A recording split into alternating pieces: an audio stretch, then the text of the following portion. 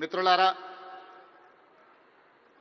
Congress party, Congress ప్రభుత్వం పరిశ్రమను ఎప్పుడూ గౌరవించి మీకు అవసరమైన అన్ని వసతులను ఏర్పాటు చేయడమే కాకుండా మిమ్మల్ని అభినందించాలనే ఆలోచనతోటి 60 సంవత్సరాల క్రితం నాకు తెలిసినంత వరకు శ్రేణి ప్రముఖులకు ఇంకా బాగా తెలియాలి, 1964లో తెలుగు సినీ పరిశ్రమను గుర్తించడానికి డైరెక్టర్లను, నటులను, అదేవిధంగా ఇతర కళాకారులను గుర్తించాలి, గుర్తించిన వాళ్లకు అవార్డులు ఇవ్వాలి, ఆ అవార్డులకు నంది పేరు పెట్టాలి అని చెప్పి 60 సంవత్సరాల క్రితం ఆనాటి ప్రభుత్వం నిర్ణయం తీసుకొని ఆ సంప్రదాయాన్ని 14 సంవత్సరాల క్రితం వరకు ఎవరు ఉమ్మడి ఆంధ్రప్రదేశ్కి ముఖ్యమంత్రి అయినా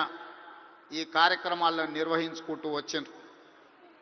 మొట్టమొదటి నంది అవార్డు ఉత్తమ నటుడుగా డాక్టర్ అక్కినేని నాగేశ్వరరావు గారు తీసుకున్నారని, అలాంటి గొప్ప కళాకారుడికి ఆనాటి ప్రభుత్వం సముచితమైన గౌరవాన్ని ఇవ్వడాన్ని ఈరోజు మనందరం గుర్తు చేసుకోవాల్సిన అవసరం ఉన్నది.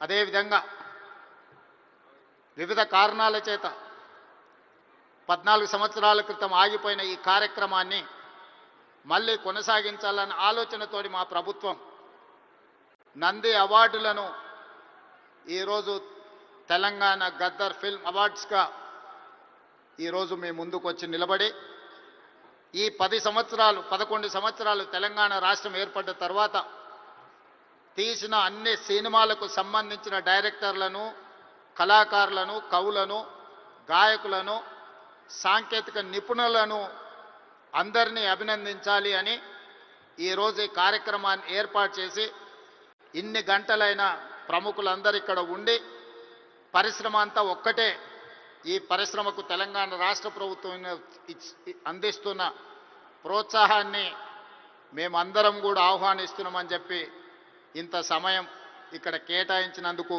మీ అందరిని అభినందిస్తూ, గతంలో భారతీయ సినీ పరిశ్రమ అంటే బాలీవుడ్ అని చర్చించుకునేవాళ్ళు, తెలుగు సినీ పరిశ్రమ అంటే చెన్నైలో ఉంది అని మాట్లాడుకునేవాళ్ళు.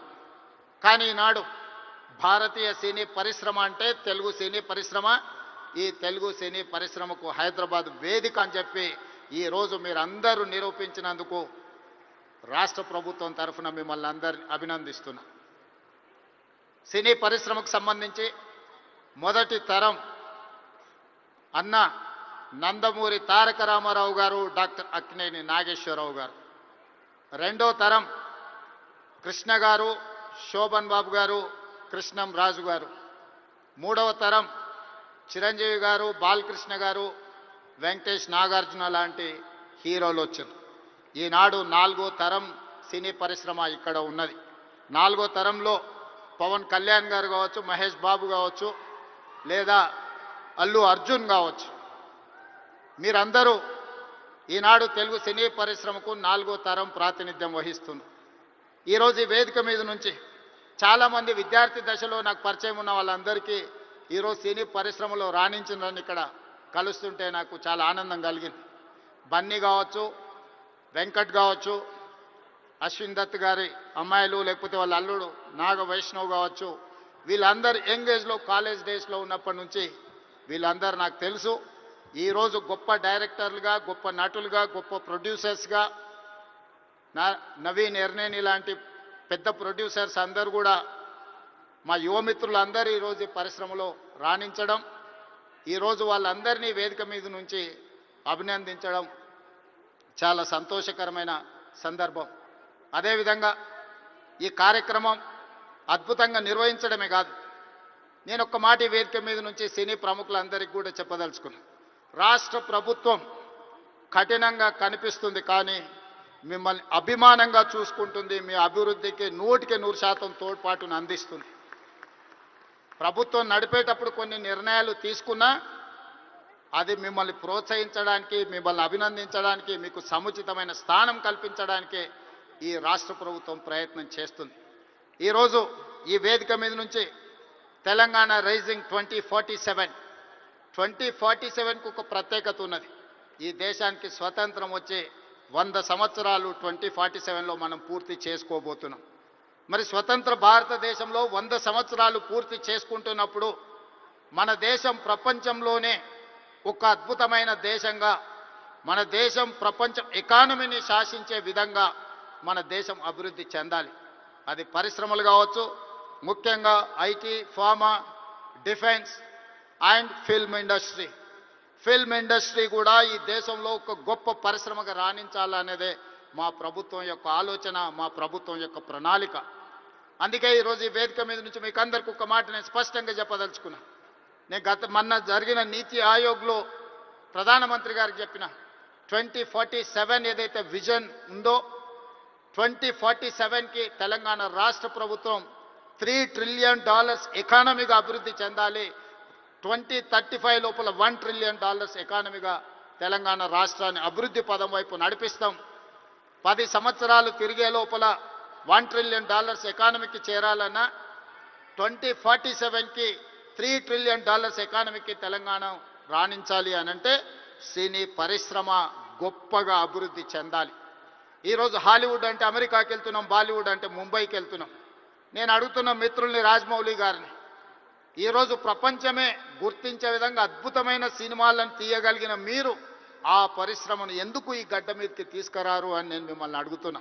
ఈరోజు రాష్ట్ర ప్రభుత్వం మీకు అండగా నిలబడ్డది. హాలీవుడ్ అమెరికా కాదు, బాలీవుడ్ ముంబై కాదు, హాలీవుడ్ బాలీవుడ్ హైదరాబాదు గడ్డ మీద ఉండాలి. మీకేం కావాలనో నాకు చెప్పండి, రాష్ట్ర ప్రభుత్వం మీకు అండగా నిలబడుతుంది. ఒక ఐటీ పరిశ్రమను, ఒక ఫార్మా ఇండస్ట్రీని, ఒక డిఫెన్స్ ఇండస్ట్రీని ఏ రకంగా ప్రోత్సహించినామో ఈరోజు ఫిల్మ్ ఇండస్ట్రీని అదే విధంగా ప్రోత్సహిస్తాం. మీకు కావాల్సిన ప్రణాళికలు అందిస్తాం. ప్రణాళికలు మీరు రచించండి. మా విజన్ డాక్యుమెంట్లో, తెలంగాణ రైజింగ్ 2047 విజన్ డాక్యుమెంట్లో ఫిల్మ్ ఇండస్ట్రీకి ఒక చాప్టర్ ఇస్తాం. ఆ చాప్టర్ని రాయాల్సిన బాధ్యత సినీ ప్రముఖులకు, ఇక్కడ ఉన్న పెద్దలందరికీ ఉంది. మీకు ఏం కావాలనో నాకు చెప్పండి. నేను ఈరోజు చెప్తున్నా, ఇక్కడ నుంచి 22 సంవత్సరాలు, ఈ 22 సంవత్సరాలు క్రియాశీలక రాజకీయాలలో నేను ఉంటా. ఏ హోదాలో ఉన్నా మీకు అండగా నిలబడతా. ఈ పరిశ్రమను అంతర్జాతీయంగా అభివృద్ధి చెందడానికి అవసరమైన అన్ని ప్రణాళికలను, అన్ని రకాల మిమ్మల్ని ప్రోత్సాహకాలను, మీకు అవసరమైన వసతులను ఏర్పాటు చేయడానికి తెలంగాణ రాష్ట్ర ప్రభుత్వం సిద్ధంగా ఉంది. ఈరోజు vision document, Telangana means business. Telangana ఎవరైనా రావచ్చు, ఎవరైనా వ్యాపారం చేసుకోవచ్చు, ఎవరైనా వ్యాపారంలో రాణించవచ్చు. ప్రపంచ దేశాల నుంచి ఈరోజు ఫార్చ్యూన్ 500 కంపెనీస్లో 85 కంపెనీల ఫుట్ఫాల్స్ ఈరోజు తెలంగాణ రాష్ట్రంలో ఉన్నాయి. దేశంలో ఏ సిటీలో కూడా 500 ఫార్చ్యూన్ కంపెనీలలో 85 కంపెనీలు ఉన్న సిటీ హైదరాబాద్ సిటీ. ఈరోజు మెట్రోపాలిటన్ సిటీస్ చాలా సందర్భాలలో మాట్లాడుతుంటారు, బెంగళూరుతో పోటా, అమరావతితో పోటా, ముంబై, చెన్నై, లేకపోతే ఢిల్లీ అని. నేను చెప్పదలుచుకుని ఏవి నాకు పోటీ కాదు, వీళ్ళంతా మా సోదరులు. నా పోటీ న్యూయార్క్తోని, టోక్యోతోని, జపాన్తోని, సౌత్ కొరియాతోని, చైనాతోని పరిశ్రమలలో పోటీ పడదలుచుకున్నాను. అభివృద్ధిలో సౌత్ కొరియాతో పోటీ పడదలుచుకున్నాను. జపాన్లో టెక్నాలజీలో పోటీ పడదలుచుకున్నాను. ఇది మా విజన్ డాక్యుమెంట్. తెలంగాణ రైజింగ్ 2047 ఒక విజన్ డాక్యుమెంట్ తయారు చేస్తున్నాం. మా మిత్రుడు దిల్ రాజు గారికి నా సూచన, అందులో ఒక చాప్టర్ సినీ పరిశ్రమకు ఉన్నది. ఆ సినీ పరిశ్రమకు సంబంధించిన చాప్టర్ మీ ప్రముఖులందరూ కలిసి మీకు ఏం కావాలనో చెప్పండి. తెలంగాణ రాష్ట్ర ప్రభుత్వం మీకు అండగా నిలబడుతుంది. నా కళ్ళతోని 2047 15th ఆగస్ట్ రోజు $3 ట్రిలియన్ ఎకానమీని చూసినాక ఆ రోజు నేను రాజకీయంగా ఆ రోజు చాలా ఆనందంగా మళ్ళీ సినీ పరిశ్రమ వేదికను ఏర్పాటు చేసి నేను చెప్పింది ఇంతవరకు ఏది మిస్ కాలేదు. ఇంతవరకు నేను ఆలోచన చేసింది, నేను సాధించాలనుకున్న దాంట్లో ఎందులో కూడా ఇంతవరకు నేను ఫెయిల్ కాలే. నా సక్సెస్ రేషియో 100%. అంతెందుకు, ఇక్కడ అశ్విందత్ గారు అమ్మాయి ఉంది. అమ్మాయి కాలేజ్ స్కూల్కి పోయేటప్పుడు నాకు బాగా తెలుసు. అమ్మాయితో నవ్వుతూ అనేవాడు, నువ్వు రెడ్ల అమ్మాయిని పెళ్లి చేసుకుంటావమ్మా అని. సరిగ్గా రెడ్ల అబ్బాయిని పెళ్లి చేసుకొని ఇప్పుడు వేద మీదకి వచ్చింది. 20 years బ్యాకో 25 years బ్యాకో నేను చెప్పిన అమ్మాయికి, నాకు తెలిసినంతవరకు. సో నేను ఒకసారి చెప్పినా అంటే 100% అది జరుగుతుంది. 2047కి $3 ట్రిలియన్ ఎకానమీకి మనం చేరుకుంటాం. మీరు కష్టపడితే బాలీవుడ్, హాలీవుడ్ హైదరాబాద్కి వస్తుంది. దానికి సంబంధించి మా వైపు నుంచి సంపూర్ణమైన సహకారం ఉంటుంది. ఈరోజు గద్దరన్న. గద్దరన్న అంటే ఒక చైతన్యం, గద్దరన్న అంటే ఒక విప్లవం, గద్దరన్న అంటే ఒక వేగు చుక్క. గద్దరన్న స్ఫూర్తితోని ఈరోజు తెలంగాణ రాష్ట్రాన్ని మేము సాధించుకున్నాం. జయ జయ హే తెలంగాణ అందించిన అద్మశ్రీ, ఈరోజు జై బోలో తెలంగాణ అందించిన గద్దరన్న మాకందరికీ స్ఫూర్తి. అలాంటి స్ఫూర్తితోనే మేము పోరాటం చేసినాం.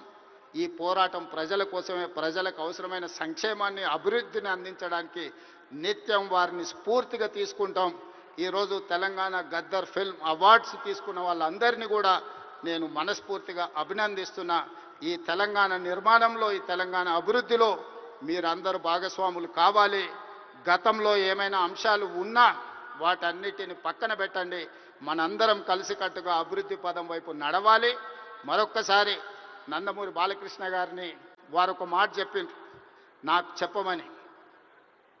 కళ్ళతో చూసేది కళ, కళ్ళతో అభినయించేది కళ, కళ్ళు మూసుకొని కనేది కళ, కళ్ళు మూసుకున్న వాళ్ళను చైతన్యపరిచేది కళ అని చెప్పు అని వారు చెప్పిండ్రు. సో వారి బాలకృష్ణ గారి తరఫున మీకు అందరికీ చెప్తున్నా, ఖచ్చితంగా ఈ కళా చైతన్యమే ఈరోజు తెలంగాణ రాష్ట్రాన్ని అభివృద్ధి పదం వైపు నడిపించిన, ఎంతో మందిని ఈరోజు విప్లవాల వైపు నడిపించిన గద్దరన్న ఈరోజు అభివృద్ధి పదం వైపు నడిపించడానికి కూడా మనస్ఫూర్తిగా ఉండాలి. మనస్ఫూర్తిగా గద్దరన్న కుటుంబాన్ని ఈరోజు అభినందిస్తూ ఆ కుటుంబానికి కూడా రాష్ట్ర ప్రభుత్వం అండగా నిలబడుతుంది. చివరగా ఒక విజ్ఞప్తి మా ఉప ముఖ్యమంత్రి గారికి. హైదరాబాద్ పిల్లోడు రాహుల్ సిప్లీగంజ్ ఓల్డ్ సిటీ నుంచి అద్భుతంగా ఆస్కార్ అవార్డు వరకు రాణించారు. ఈ వేదిక మీద మా బట్టన్న ఏమి ఇచ్చినట్టు లేడు. తప్పకుండా అతన్ని అభినందించడానికి, అతన్ని కూడా ఏమైనా ఇవ్వడానికి రాష్ట్ర ప్రభుత్వానికి నేను విజ్ఞప్తి చేస్తున్నా, మా ఆర్థిక మంత్రి గారికి. సో రాహుల్ సిప్లీగంజ్ కూడా ఏదైనా అవార్డు ఏమి ఇవ్వగలరో మీరు ఇవ్వాల్సిందిగా కోరుకుంటూ మీ అందరి దగ్గర సెలవు తీసుకుంటున్న. ధన్యవాదాలు మిత్రులారా.